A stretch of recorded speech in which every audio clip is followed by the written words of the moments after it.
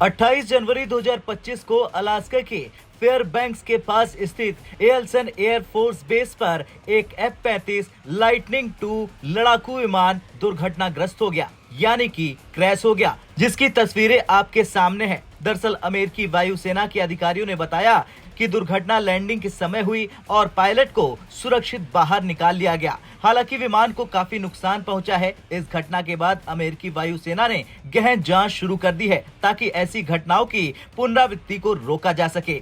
इस दुर्घटना ने एक बार फिर से F-35 कार्यक्रम की लागत और विश्वसनीयता पर सवाल खड़े कर दिए कि क्या ये दुनिया का सबसे महंगा रक्षा प्रोग्राम सही दिशा में जा रहा या फिर इसमें और सुधार की जरूरत है। चलिए जानते हैं इस रिपोर्ट में।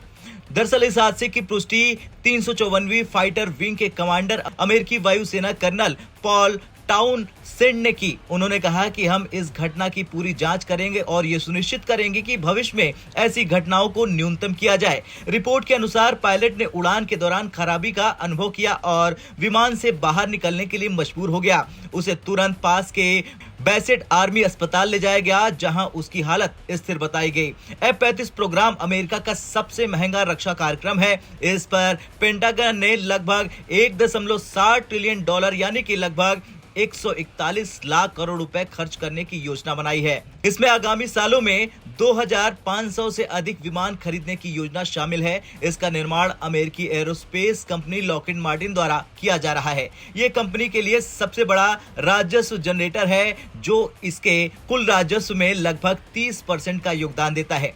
चलिए अब जानते हैं F-35 की प्रमुख विशेषताएं।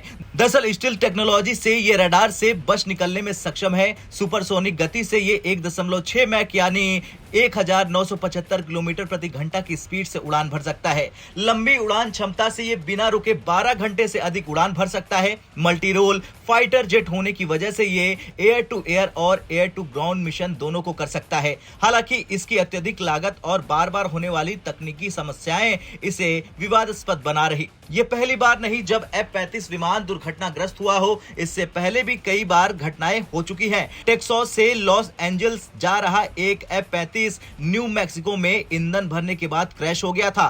पायलट को गंभीर चोटें आई। बिना जरूरत के विमान से बाहर निकलने का फैसला किया, जिसके कारण लड़ाकू विमान 11 मिनट तक बिना पायलट के उड़ान भरता रहा और फिर दक्षिण कैरोलिना में क्रैश हो गया।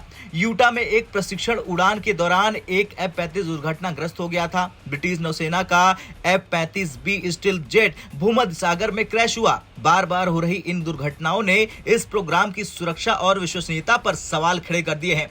सवाल है कि क्या F-35 प्रोग्राम विफल हो रहा? दरअसल F-35 को एक गेम चेंजर लड़ाकू विमान के रूप में डिजाइन किया गया था, लेकिन पिछले कुछ सालों में इसकी लागत बढ़ती जा रही और समस्याएं भी बनी हुई है।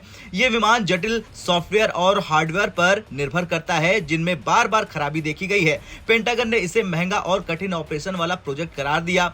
इसके रखरखाव की लागत अन्य लड़ाकू विमानों की तुलना में 4 गुना अधिक है। आज के युग में ड्रोन टेक्नोलॉजी तेज से विकसित हो रही। स्पेसएक्स और टेस्ला के सीईओ एलन मस्क ने भी एक बार कहा था कि F-35 अब अप्रचलित हो चुका है। अगली लड़ाई में मानव युक्त फाइटर जेट नहीं बल्कि AI नियंत्रित ड्रोन जीतेंगे। अमेरिकी सेना अब अधिक AI नियंत्रित लड़ाकू ड्रोन विकसित करने पर ध्यान दे रही। लॉकहीड मार्टिन ने घोषणा की है कि वो 2026 तक F-35 का एक नया वर्जन लाएगा। अमेरिका के पास F-22 रैप्टर और F-15EX जैसे अन्य अत्याधुनिक फाइटर जेट्स भी शामिल हैं। खैर, अलास्का में हुआ F-35 दुर्घटनाग्रस्त एक और संकेत है कि इस कार्यक्रम में अभी भी सुधार की जरूरत है। ये दुनिया का सबसे महंगा सैन्य प्रोग्राम है, लेकिन इसकी सुरक्षा और विश्वसनीयता को लेकर बार बार सवाल उठ रहे हैं। अब ये देखना दिलचस्प होगा कि अमेरिकी वायुसेना इस पर क्या कदम उठाती है। क्या वे ड्रोन टेक्नोलॉजी की ओर कदम आगे बढ़ाएंगे या फिर F-35 प्रोग्राम में बड़े सुधार करेंगे? अब आपका क्या कहना है? क्या F-35 एक सफल प्रोजेक्ट है या इसे बदलने की जरूरत है? हाँ या ना में कमेंट कर जरूर बताएं। ब्यूरो रिपोर्ट, भारत तक।